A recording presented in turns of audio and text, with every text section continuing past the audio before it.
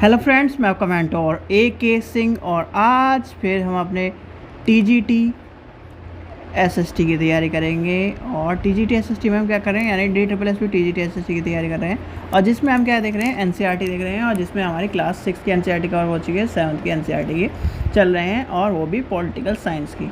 ठीक है बच्चों, तो चलिए आज के चैप्टर देखते हैं। यानी कि 8वां चैप्टर है हमारा, 7 चैप्टर कंप्लीट हो चुके हैं जो आपको पहले मिल चुकी होगी, वो वीडियो आप जाकर देख सकते हैं। आज का चैप्टर क्या है, बाजार में एक कमीज।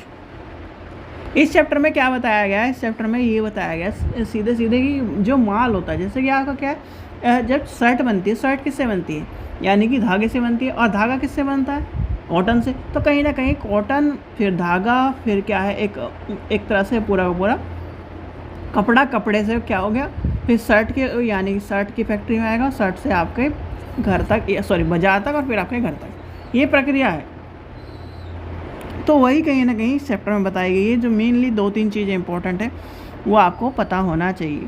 जैसे कि इस कहानी के जरिए आपको बताया गया है कि एक शर्ट को बनाने में कितने चीज़ें लगती हैं और कैसे कैसे प्रक्रिया आती है। जैसे कि आपको ये बताया, कपड़ा आ गया, फिर जो अभी चीज़ें बताई वो आपका इम्पोर्टेंट था। ठीक है, अब ये कहानी जो है, जैसे कि आपकी कहानी है, इसमें कहानी में हमें कुछ नहीं पढ़ना है, क्योंकि कहानी का मेन मोटिव क्या है, आपको सिखाना कि जो बाज़ार की, यानी कि जो आप शर्ट लेके आते हो, जो आप हम जो और जो कपड़े पहनते हैं, उनका प्रक्रिया या फिर उनकी जो प्रक्रिया है वो किस तरह से चलती है, तो वो कहीं ना कहीं बताई गई है। जैसे कि तमिलनाडु में एक साप्ताहिक बाज़ार, 2 बार लगने वाले एक तरह से कपड़े का बाज़ार, संचार माध्यम, ये सारी चीज़ें बताई गई हैं। जिसमें हमने क्या पढ़ा पहले, संचार माध्यम, आज क्या पढ़ रहे हैं, कपड़े का बाज़ार।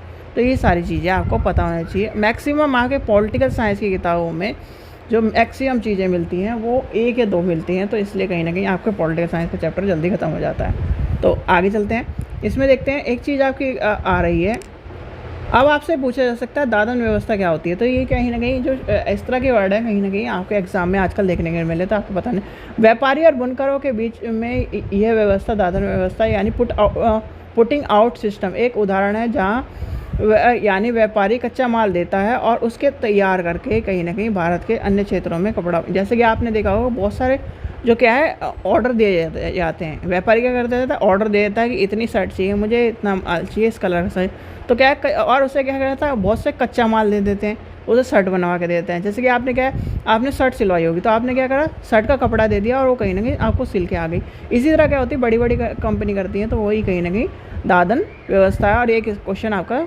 पूछा जा सकता है इसमें से, चैप्टर में से। आगे देखते हैं आगे क्या इसमें इंपॉर्टेंट है क्या आपका, यानी कि देखिए, ये आपकी शर्ट का क्या है, शर्ट बनी, यानी कि शर्ट का क्या है, लाभ कितना है, विज्ञापन कितना है, भंडारण कितना है, ये सारी चीज़ें जो अभी मैंने बताई उस तरह से आपको बताई गई हैं। ठीक है, चलिए आगे चलते हैं और देखते हैं इसमें क्या इंपॉर्टेंट है। एक क्वेश्चन आपका इम्पोर्टेंट था, वो आपको बता दिया गया है। इस चैप्टर में मैक्सिमम कुछ नहीं मिला, ज़्यादातर आपका।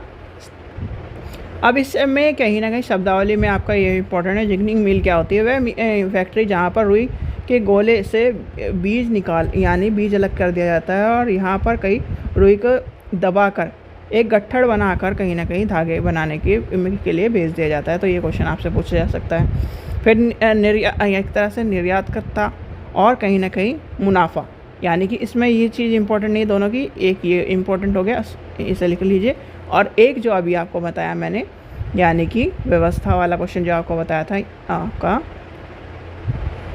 इसमें ये दादन व्यवस्था, तो ये दोनों क्वेश्चन इसमें इंपॉर्टेंट बनते हैं, तो ये कहीं ना कहीं पूछे जा सकते हैं। पॉलिटिकल साइंस का जो है, यानी कि 6th 7th 8th तक आपकी पॉलिटिकल साइंस 1 या 2 शब्दों में निमट जाएगी, यानी कि एक तरह से सिमट जाएगी पूरी हिस्ट्री और ज्योग्राफी। सबसे ज़्यादा क्वेश्चन आपके हिस्ट्री ज्योग्राफी में मिलते हैं SST वालों के लिए, तो इस चीज़ का ध्यान रखना। ठीक है बच्चों, चलिए आशा करता हूँ आपको वीडियो पसंद आई। वीडियो पसंद आए तो लाइक करें, चैनल को सब्सक्राइब करें, वीडियो को ज़्यादा शेयर करें। Thank you.